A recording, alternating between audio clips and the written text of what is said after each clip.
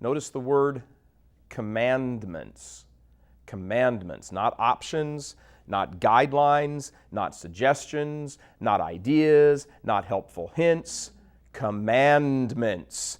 If you love me, you will keep my commandments. And here is where the whole aspect of Cafeteria Catholicism falls apart.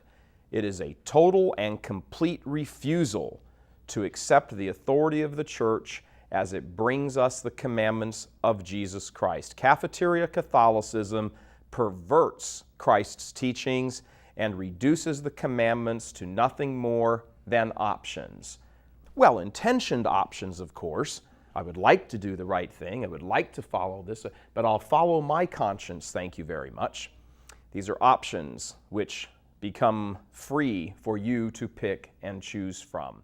If you're a Cafeteria Catholic, you have no humility and you have no faith.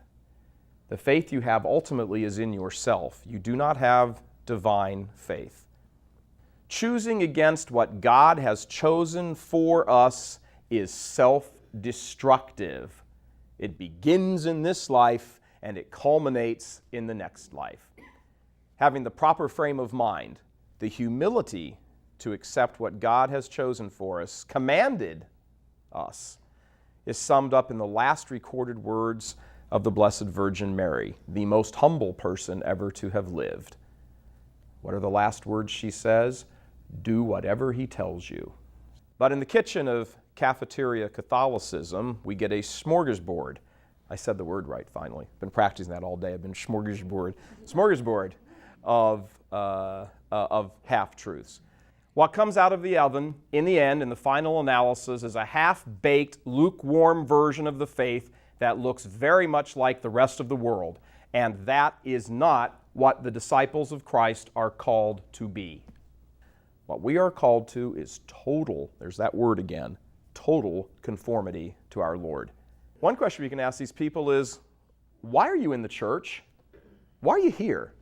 Well, what are you going around shopping for? You know, there's 35,000 other denominations.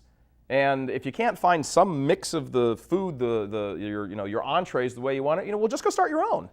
35,000 other people did. Why can't you be 35,001? Why are you here in the church picking and choosing what you want to do? You have to have everything. It's all or nothing with the faith. It's all or nothing because it's Jesus Christ. And what is he calling you to? He's calling you Catholics to a list of rules. And you have to have the rules down, 1 through 25, every one of them ticked off, and that's it, right? Exactly. No, wrong. It's about love. It's first, last, and every step in between about love. Who wants somebody who loves them only on 19 of the 25 points on which you want to be loved? All these teachings are built on each other. You can't have one and take away another. Let's do an example.